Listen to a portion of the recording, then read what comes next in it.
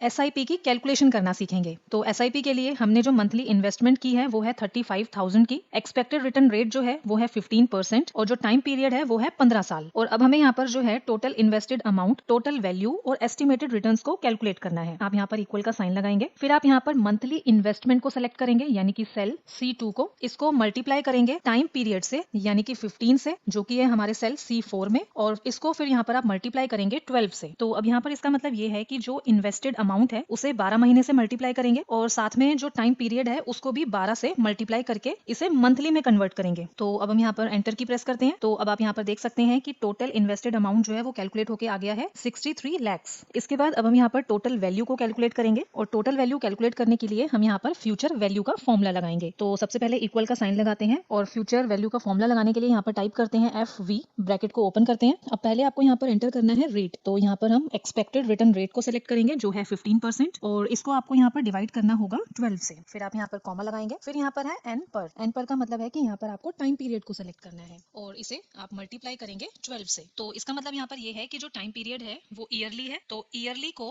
Month में convert करने के लिए हमने यहाँ पर इसको 12 से मल्टीप्लाई किया है। फिर से हम यहाँ पर कॉमा लगाते हैं और अब आपको यहाँ पर देना है PMT। PMT का मतलब है कि आपको यहाँ पर सेलेक्ट करना है अपनी मंथली इन्वेस्टमेंट को, और मंथली इन्वेस्टमेंट को सेलेक्ट करने से पहले आपको यहाँ पर माइनस का साइन लगाना है, अदरवाइज जो आपका रिजल्ट आएगा वो फिर नेगेटिव में आएगा। तो हम यहाँ पर माइनस का साइन लगाते हैं और मंथली इन्वेस्टमेंट को सिलेक्ट करते हैं जो है सेल C2। फिर हम यहाँ पर कॉमा लगाएंगे, फिर है PV यानी कि प्रेजेंट वैल्यू। तो प्रेजेंट वैल्यू हमारे पास यहाँ पर कुछ नहीं है तो इसको हम स्किप करेंगे और अगेन कॉमा लगाएंगे। इसके बाद यहाँ पर है टाइप। तो हम यहाँ पर एंटर करते हैं 1 और ब्रैकेट को क्लोज करते हैं और एंटर की को प्रेस करते हैं। तो आप देखेंगे कि यहाँ पर अब जो टोटल वैल्यू है वो कैलकुलेट होके आ गई है। और इसके बाद अब हम यहाँ पर जो है एस्टिमेटेड रिटर्न्स को कैलकुलेट करेंगे। एस्टिमेटेड रिटर्न्स को कैलकुलेट करने के लिए आपको टोटल वैल्यू में से टोटल इन्वेस्टेड अमाउंट को माइनस करना होगा। तो इसके लिए आप यहाँ पर इक्वल का साइन लगाएंगे, टोटल वैल्यू वाले सेल को सिलेक्ट करेंगे, माइनस का साइन लगाएंगे और इसको आप माइनस करेंगे टोटल इन्वेस्टेड अमाउंट में से। और आप यहाँ पर देख सकते हैं कि एस्टिमेटेड रिटर्न्स यहाँ पर कैलकुलेट होके आ गई है।